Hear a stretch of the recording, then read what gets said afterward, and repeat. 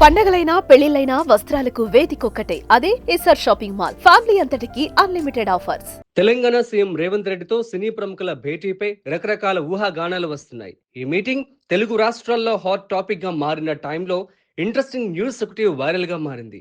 ఈ మీటింగ్ కి మెగాస్టార్ రాకపోవడానికి సీఎం రేవంత్ నే కారణంగా వార్తలు వినిపిస్తున్నాయి. ఈ మీటింగ్ కి Telangana film federation chairman Dil రాజుతో కలిసి నాగార్జున, వెంకటేష్, సురేష్ బాబు, అల్లు అరవింద్, త్రివిక్రమ్, రాఘవేంద్ర రావు లాంటి వారంతా ఈ మీటింగ్ కు హాజరయ్యారు. అయితే ఇండస్ట్రీకి ఏ చిన్న సమస్య వచ్చినా ఇండస్ట్రీకి పెద్దన్న పాత్ర పోషించే మెగాస్టార్ చిరంజీవి ఈ సమావేశానికి హాజరు కాకపోవడం చర్చనీయాంశమైంది. అయితే చిరంజీవి హాజరు కాకపోవడానికి కారణం సీఎం రేవంత్ రెడ్డి అని కొన్ని వార్తలు వైరల్ అవుతున్నాయి.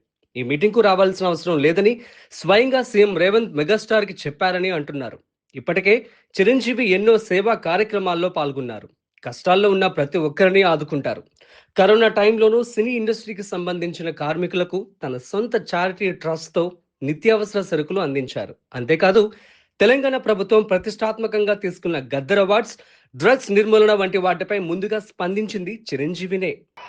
గద్దర్ గారి పేరున అవార్డులు ఇవ్వటం అన్నది ఎంతో సముచితం, ఎంతో ఆనందం, ఎంతో ముదాహం. అలాంటి నిర్ణయం తీసుకున్నటువంటి మా ముఖ్యమంత్రి రేవంత్ రెడ్డి గారికి, వారి సహచర్యులకి నేను మనస్ఫూర్తిగా నా హృదయ ధన్యవాదాలు ఈ సభాముఖంగా తెలియజేస్తున్నాను. మెగాస్టార్ చిరంజీవి గారు డ్రగ్స్ నియంత్రణలో తన వంతుగా ముందుకొచ్చి వారొక వీడియోని అద్భుతంగా తయారు చేసి మా డిపార్ట్మెంట్కి ఇచ్చిండ్రు.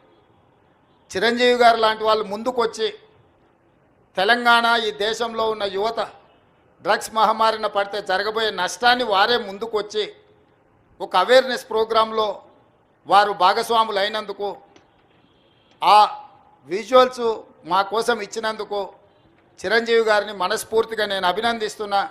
సినిమా ఇండస్ట్రీలో ఉండే ప్రముఖులకు కూడా నా సూచన, మీ కొత్త సినిమాలు రిలీజ్ అయినప్పుడు టికెట్ ధరలు పెంచుకోవడానికి జీవోల కోసం ప్రభుత్వాల దగ్గరకు వస్తుండ్రు, కానీ సామాజిక సమస్య అయిన సైబర్ క్రైమ్, డ్రగ్స్ నియంత్రణలో మీరు మీ సామాజిక బాధ్యతను నెరవేర్చడం లేదు అని మా ప్రభుత్వం భావిస్తుంది.